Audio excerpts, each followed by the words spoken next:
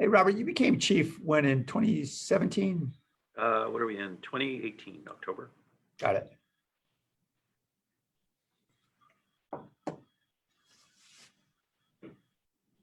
And you were with the department for close to 30 years, right? Is it 20? I'm in my 31st year now. Great. Okay. All right. Welcome, everybody. Thank you for joining us this morning. We are engaged now in our now daily updates on the status of the wildfires, evacuations, and other issues we know that many folks are worried about right now. And because of the intensity of concern, I thought it'd be helpful to bring along an expert to help answer some of your questions. And I'll ask a few questions as well that I know have been on everyone's mind as we attempt to try to understand better how we can keep each other safe over the next several days. I'm really grateful to be joined by Chief Robert Sapien, who has been the fire chief here since 2018 in San Jose, has served our fire department for 31 years, served our community. Grateful for his extraordinary leadership and has done an amazing job in really rejuvenating this team at the fire department and rebuilding the fire department. So welcome, Chief Sapien. Good to have you here. Good morning, Mayor. Thank you for having me. Hey, I wanted to check in with you first about the status of the fires. We're going to take a look at a map shortly, but maybe if you could just summarize where we're at in terms of some of the fires that, particularly on our eastern edge, are most of concern to our residents, and what you expect to happen the next day or so with regard to any likely evacuation orders. Okay. So confirmed this morning, evacuation orders are not going to change as of the last evaluation cycle. We are expecting a new briefing midday today, and so we will certainly know if there are any changes based on CAL FIRE's decision matrix over there. Interesting information this morning that I had not really been tracking but became aware of, and certainly gives us a sense of the magnitude of what's happening right now. As of this morning, the LNU complex fire, which is in Sonoma Lake and Napa and Solano, is now the second largest fire in California's history. Wow. And our own fire here, the Santa Clara Unit Complex, which of course is in Santa Clara County, Stanislaus, Alameda, Contra Costa, and San Joaquin, is now the third largest fire in state history. And so I think it's important for all of us to understand the magnitude of what we're confronted with this year. This started, as everyone knows, last weekend with the remnants of Tropical Storm Fausto pushing north as we were experiencing a high pressure system over the western states that was keeping a lot of heat in and high temperatures. That combined with that push of warmth and moisture resulted in lightning strikes. And we actually began here in San Jose Sunday morning with a structure fire that broke out after a reported lightning strike. And that was an apartment fire. And it was shortly thereafter that we started receiving calls for assistance from some of our neighboring agencies and began deploying some of our resources to other fires. As of right now, we're supporting several fires through mutual aid. That includes the river fire near Salinas, the Santa Cruz lightning fires, and then in the Santa Clara unit, we're supporting areas that include the Deer Zone, which is north, the northernmost area, and then the Calaveras Zone, which has been of most concern, I think, to those of us who live here in San Jose. And of course, the Canyon Zone fire, which is sort of in the central area of Mount Hamilton and has been moving southward. Over the last few days of the week, the fires have moved mostly in the direction of the prevailing winds, and that has been south and east. You know, while you're talking about it, let me ask if I can ask Mackenzie to put up the map. So Sure. Since you're talking in some detail about where these fires are and where they're moving, we're going to pull up a map that's online on the CalTopo site. Hopefully that will come up as you're speaking. I'm sorry to interrupt. Here we go. So this is accessible to the public as well. I'm going to ask if we could have that image manipulated a bit so we can move back over to Right. So here we're seeing the Santa Cruz Lightning Complex fire, and we can see how enormous that is. And anyone who's familiar with that area, you know how many homes and some really cherished natural monuments out there, and so really concerning the area of fire that we're seeing there. Just to orient everybody, this is just west of the Santa Cruz Mountains, west of our city. I just want to make sure everybody's sort of clear about what we're looking at. Sorry about that, Chief. Right, no problem. So we've seen a very large number of evacuations out of that area. Unfortunately, we have firsthand information of our own one of our own firefighters losing their home, and certainly we're watching tentatively as others. We all have friends and coworkers that live in those areas, and so this fire, like many others, is expanding quickly. A lot of dry fuels out there. Fire conditions are very difficult, and resourcing is very thin throughout the state. And so that incident, just like our own, asking for cooperation from residents to really heed evacuation orders and warnings. The firefight becomes more difficult when we're engaged in rescue. And so just trying to get folks to cooperate, and we're watching weather very closely to see how it will impact that fire. And to be clear, when you talk about challenges with getting folks to heed evacuation orders, certainly that's for their safety, but it's also for the safety of our firefighters as well, isn't it? It really is, and it can really hamper our ability to focus on firefighting, because we certainly value every life more than the fire itself, but it becomes a difficult balance when our attention is moved to rescuing people, and certainly firefighters are going to put themselves in much more risk when it comes to rescuing lives. And so having people heed the warnings, taking care to get their pets out, those sorts of things become really critical for us, and support the total fire operation. Okay, let's have the map focus on the very southern edge of our city, where there's a small complex of fires in the Coyote Valley there. We seem to be to the east of our city. I know this map is difficult to manipulate, so I'm going to allow for some. Well, since we're in this complex, why don't we focus on this, because this is, I believe we're looking at the Calaveras. Oh boy, we're pretty. Yeah, this is the Calaveras complex here. This is just to the east of our city, so let's focus on this just above our east, or beyond our east foothills. So maybe you can tell us a little bit about what movement you're seeing here, Chief. Sure. So the Gila's fire, as we call it, has been near Calaveras Reservoir there. This latest map helps us understand a little bit about the weather change that occurred over the evening. The red areas there you see, we had, as I said, a prevailing wind that was from the north west pushing south and east. And so what we saw overnight was a shift in winds. That shift fortunately did not result in any push towards San Jose. However, as you can see, those red areas, you begin to get into Livermore and Pleasanton and those areas there. And so that's really where I think attention is focused this morning from CAL FIRE. And that's the latest evolution that we've seen of the fire. Okay, and those red areas are where the conflagration is more active, is that right? Yes. Okay, and the left corner, the bottom corner, I guess, is now growing. Just to give everybody context, is the edge of our city. And so obviously this is just on the other side of those east foothills, and that has us very focused, and I know many residents concerned. Now we're moving to the southeast of the city, and we have a couple of orange splotches there in that area of Coyote Valley, just south of San Jose, maybe a bit north of Morgan Hill. Could you tell us, we've had some success there, is that right?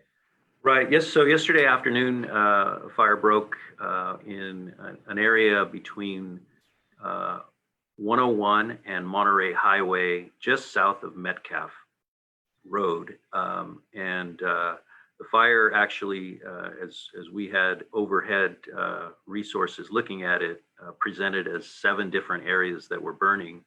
And we fortunately were able Put to the map right muster. there. That'd be great. Yeah. That's fine. If we were able to muster some resources, including one of our newest resources, which is a wildland task force, and I can talk a little bit more about that. But we did contain that fire within a couple of hours. Unfortunately, just based upon what's in that area, there were hours and hours of mop up, and we still have crews out there monitoring. But we did get support. We were fortunate enough in that time period to have some air support, including some fixed wing aircraft and 2 helicopters supporting us. And so there were quite a few structures threatened, and we ended up having a very successful firefight out there. One thing, I personally visited the site while the fire was still active, and I can say that certainly get the sense that we are in the heart of wildland season. The fire behavior that I saw out there tells me that we need to be very vigilant and careful about controlling fires as soon as we can as they break out. And that is because it's so unpredictable. Fuels are very dry right now. I saw some swirling winds that were making behavior prediction a little tough. But I think this is, we all have to remember we are in the heart of the wildland season. This is August. The fuels are at their driest. And as we move into September and October, those are traditionally very active months as well. But certainly this is the time period where we get the most heat. Okay. So Esmeralda's kind enough control and back in the control room, which is she's remote at her home controlling this map. We appreciate that. Just so everybody can see where we're looking at. This is a stretch just a little bit north of Bailey Road that stretches south. So it's just to the very south of our city edge. And now I'm going to ask Esme if you might be able to move a bit to the east so we can see a bit more in the foothills just northeast of Morgan Hill here. If we can zoom out a little bit, Esme. And we're going to look at this stretch of the fire, this last bit here. This is, here we go, where the Calaveras and Coyote complexes or the 2 fires seem to be merging. In terms of the direction of the fire up until this point, has there been a clear sense you've had from the winds and so forth? Yeah, generally, you get a very good sense for listeners who know the area. On the right-hand side there, you're essentially seeing the Central Valley Highway 5, and to the south, you're seeing San Luis Reservoir, which those of you who travel down south know that that's a pretty good drive just to get that far. And then the Santa Clara Valley, obviously, on your screens to the left. That's a very large area of land that we're talking about, and the magnitude of this fire is quite large. And what we've seen over time, these fires started near the northern edge of the scar area that you see, and have moved south and east quite steadily over the last few days. And that's been the pattern again until this morning, where we saw a shift in the winds almost in the opposite direction. And now we're monitoring how conditions go the other way. The good news is it may slow the front on the southern edge. The bad news, of course, is that we have to watch that northern front. Right. And well, let's talk now about wind direction and some of the challenges you expect in the next day or two, because we have benefited from this wind pushing to the south and east away from the populated part of our city. But there's some uncertainty in the next day or two. Could you tell us a little bit about that, Chief? Right. So beginning at 5 a.m. tomorrow, the National Weather Service has declared that we will be in a fire weather watch early on. That may be inclusive of some light moisture systems moving in, certainly some potential in wind shifts, and then even potential later in the day for some lightning strikes. And so it could line up very similarly to the experience we had last Saturday and Sunday. We're obviously hopeful that breaks up before all that occurs, but certainly we have to remain vigilant. And I am certain that it is part of the calculus for CAL FIRE as they consider evacuation zones and repopulation questions, those types of things, is that we still have active fire on the ground, and we have a possible weather change that we all have to be very vigilant about. Okay. And just for residents who are either in evacuation areas where we certainly pray you will please leave if you are under evacuation order, or if you're anywhere near an evacuation zone and you just think it would be safer to leave. We first want to make a couple announcements for the evacuees. There are two locations, three evacuation centers now, one in Patterson, but more close to home here at the Milpitas Library on Main Street in Milpitas, another one at Sobrato High School in Morgan Hill, where we know we have some evacuees down there. That's on Burnett Avenue in Morgan Hill. And if anyone needs any information, you can always drop by our Evergreen Community Center as well for information, water and the plug-in devices. We will obviously be opening more evacuation centers if in fact the evacuation orders change and we need to expand the evacuation zone. We'll be looking at other locations, particularly Berryessa and Evergreen. And I should also make sure everybody knows that there's been a collaboration by Team San Jose with more than a dozen hotels offering deeply discounted rates, $89, $99 a night across many hotels. You can get more information at SiliconValleyStrong.org. And they're going to take pets, and we're going to do everything we can to try to ensure folks who are looking for a place can get a place. So let's go back now to fighting fires in the wildland. And by the way, this is a map that's on caltopo.com. So this is publicly available. Is that right, Chief? That's right. That's right. Okay, great. Folks are wondering about the colors, what red and yellow mean. Okay, yeah, we're hearing some questions, and I appreciate folks who are typing questions into Facebook as you're listening. Please continue to do so. Folks have questions about the different colors on the map, and I'm sorry, I should have clarified that. Chief, could you tell us about the colors and what they mean? Yeah, my understanding of this map is there's a sort of a combination of things happening. The yellow perimeter is sort of a documentation of the fire's scar. And then the activity, the color intensity ranging from yellow, orange to red becomes sort of the pickup of heat signature and is reflected on the map that way. And so I'm not exactly sure. Let's see if it tells me what time this was, but that does match kind of the intel we got at this morning's fire briefing Right. About the fire's edge. And with regard to the Calaveras and Coyote portion of this fire complex, the good news is at least the intensity of the fire seems to be predominantly away from the city. That's in away from populated areas. You know, in the last year or two, you've really reconstituted the department in ways to try to address these new perils posed by our urban wildland interface. You want to tell us a little bit about what you've done and what those firefighters are doing? Right. So there's several things happening, I think, across the state, but certainly an area where the San Jose Fire Department sought to expand our capabilities.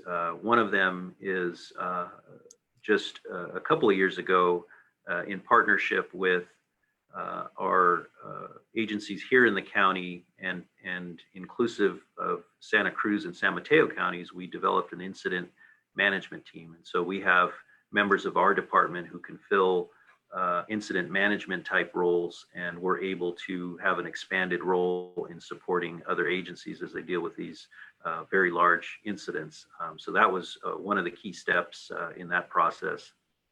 Secondly, we started to focus on our capabilities relative to equipment. And yesterday, you know, I feel pretty good, and it's a remarkable timing. But after several years of planning and specifying what we wanted in our new apparatus, we actually were able to assemble two wildland engines. They're called Type 3 engines, and two other smaller wildland engines, which are called Type 6 engines, and put them with a water tender and a battalion chief, and send them out as a very effective firefighting force. And so that task force, within an hour and a half of our putting them into service, we're actually fighting fire in that Coyote Valley fire, and we're out there for several hours. And we're after a very long day, we're up early this morning, ready to go back to work again. So really remarkable energy in the department. We have some folks that really want to be a part of helping their neighbors, and certainly, of course, in preparing for any local emergencies. We also, in the last couple of weeks, watching the patterns that we're developing, we're able to pull many of our reserve apparatus into service and get them outfitted. And our personnel have been willing to step in and work extra days to make sure that we're fortified in terms of our ability to respond to local emergencies. Now, these fires are virtually all outside our jurisdiction. CAL FIRE is the lead agency, Santa Clara County, obviously providing key support as well. But we're the big city. We've deployed quite a few firefighters out into these areas. Is that right? That's right. We're supporting, as I said, the Santa Cruz or the CZU Lightning Complex. We're down in Salinas supporting the river fire. We have personnel working in overhead positions, filling roles like the public information officer roles for CAL FIRE at the Santa Clara Unit Complex. We have others that are engaged in other overhead positions, things like field observer and safety officer. And in fact, we have two of our engine crews that are actually helping CAL FIRE cover their home unit for normal response to emergencies. And so we're spread as thin as I've ever seen our department spread, but we've also had just an enormous cooperation from all of our firefighters who want to jump in and help on their off-duty days. Yeah, absolutely. Speaking of help, we're grateful for all that the firefighters are doing. We want to remind folks, if you want to help in the fire relief effort, the Silicon Valley Community Foundation has started a fund. We encourage you to go online, the Silicon Valley Community Foundation, and please give generously if you're able to. We know this has been a challenging time for an awful lot of families, but if you are able to, we appreciate your support. And finally, before we go to questions that I know folks are typing into Facebook, and we encourage you to bring whatever questions you have, and we're going to do our best to answer them. I just want to ask you, Chief, to talk about how people can protect themselves if they live in parts of Alum Rock or Evergreen, where perhaps they're not under evacuation order, but they're in an area where they know that the line's not far from them, and what should they be doing to protect themselves and their homes at this time if they're not under evacuation order? Thank you, Mayor. That's a great question, and I really saw some opportunity for resident preparation as I visited the Coyote Valley fire yesterday. First of all, I think in the order of priority is prepare that go bag. Really know what you're going to want to have, whether it's those critical documents. Certainly don't want to think that you're going to move all of your belongings, but those things that are critically important to you, you're going to want to get a go bag and be ready to go. I think next level would be make sure that you have a coordinated evacuation plan with your family members and the folks that live with you. Make sure you know where you're going to go to meet each other in the event of an evacuation when you're scattered. Know how you're going to communicate with each other, and those things become critically important because we have a lot of demand on some occasions where people are just trying to find each other even though they've already evacuated, and that becomes a very stressful thing for everyone. And then next is preparing so that you can minimize the risk of fire to your own residents, and certainly creating a defensible space between your home and the wildfire areas is critical. And that means removing, if we want to start at your home, it means cleaning your gutters so that all those dry leaves that are in your gutters aren't easily combustible, and spreading to your roof. That means moving any combustible materials away from close to your home. That means keeping your vegetation close to the ground, especially those grasses that cure and turn dry in the summer, and really following our guidelines that are available through our website on how to create a defensible space. And really working as a team, because if you protect your home and many of your neighbors don't create that defensible space, it really becomes a difficult circumstance, and fire can generate. And so certainly you can go to the fire department website, and we can we'll have that information for you. But don't wait till you hear the evacuation order to start to prepare your home. Great advice. And that website URL, Chief? I'm going to say, let me confirm it. I think I can get you there from sjfd.org, but let me just check right now. Okay, great. I'm sorry, I was just trying to do it myself. I know you can get on, I see it's redirecting me through sanjoseca.gov. but- Yep, that's right. So Yeah. sanjoseca.gov and select the fire department. Okay, great. And certainly we remind folks also, if you're on the way out of the home, please turn off the gas. Make sure the gas is off, and that will certainly help as well. So thank you for all that advice, Chief. We're going to go now to questions from our residents. And so I think Mackenzie is remotely taking a look at those, and I think we'll hear her voice. Mackenzie? I'm here. Thank you, Mackenzie. All right. We've got several questions about outside help from other states or the federal government. Are we getting outside help for these fires? Early on, CAL FIRE recognized what a burden or a stress on resources these fires were going to be, and an order went out to multiple states. The last number I heard was over 300 engines from other states inbound. That generally takes about 3 days to mobilize, and so I believe I got a report yesterday that some out-of-state resources were inbound, were already arriving. All right. And these questions, appreciate, please keep them coming. Chief, just to remind everybody who may have joined us late, we're here with Chief Robert Sapien, who's the chief of the San Jose Fire Department. They are playing a really critical supportive role with all these fires. They're outside our city, but we know we're concerned about them for the larger community as well as for ourselves, and really appreciate the dozens of firefighters who are out there fighting them. If we could just get a bit of synopsis from you, Chief. I know I was out there talking with some of your team yesterday. How would you characterize their condition? I know they've been working a lot of hours. What have you seen out there? I think I said already, I couldn't be prouder of this fire department right now. The level of professionalism, the people who step forward and work tirelessly every day. These are very complex circumstances for a fire department when it comes to sharing resources with other agencies and tracking all of our personnel, making sure they have all the equipment and resources that they need, and then making sure that we're still serving this city of over 1 million people on a 24-hour basis means that every single person has to be focused on executing our mission.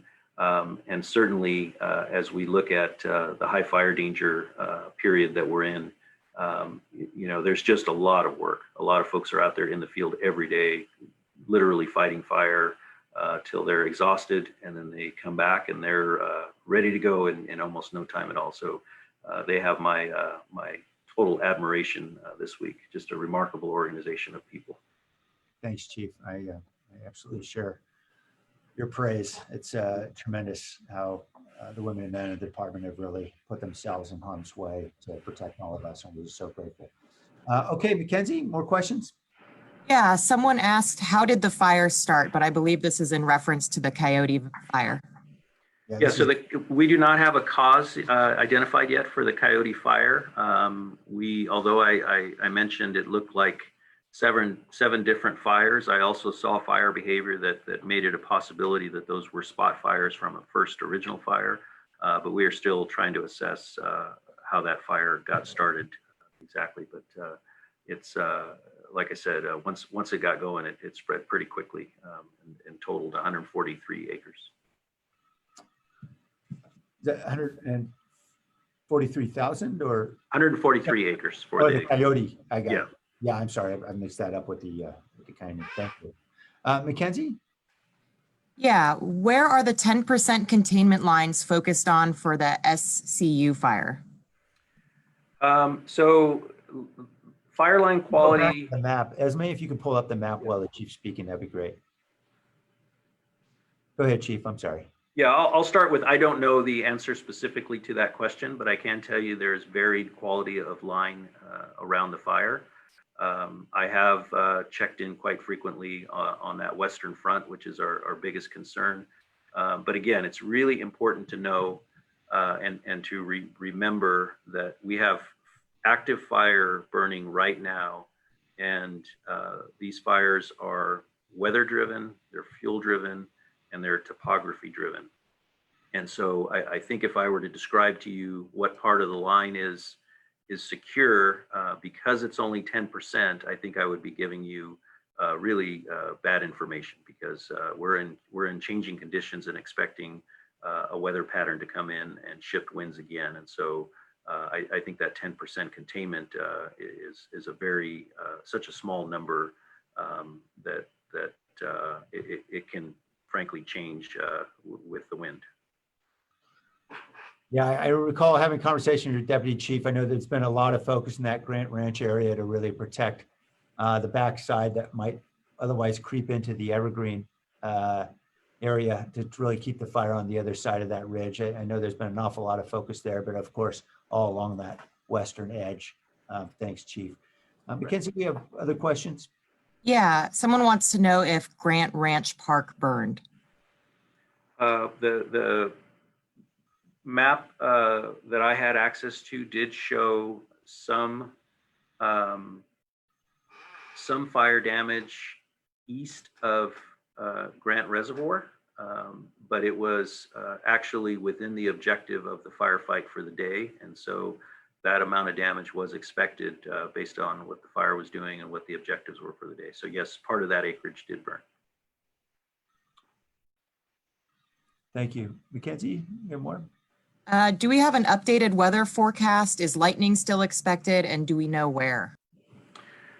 So we know that as of 5 a.m. tomorrow, we will be under fire weather watch as declared by the National Weather Service.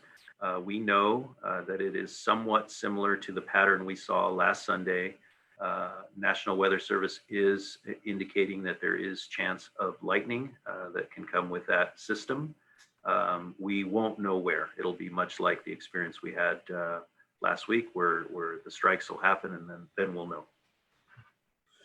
I know the chief needs to get back to running a department that is running very, very hard. So we'll just take one last question and so he can get back to his important work. Sure. If the city must evacuate, should we take 101, or is there any risk of 101 getting closed off from the fires?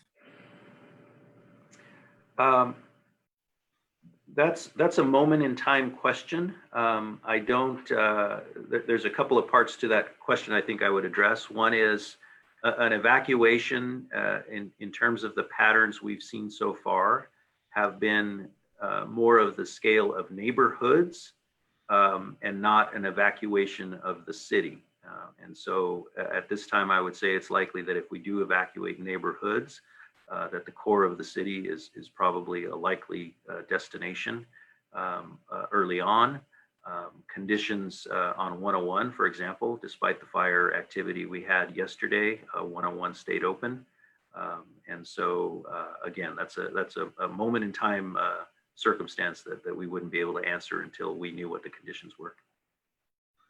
Chief, thank you so much for taking your very scarce time to share all this information with our residents. And thank you particularly for your leadership and for the incredible work of your team. We're so very grateful for all that they're doing today and here for us. Thank you. We're proud to serve the city. Thank you, Mayor. Thank you, Chief. And to our residents, we will be back online again shortly, and we're going to continue to update you as we hear more information. Thank you all for joining us today.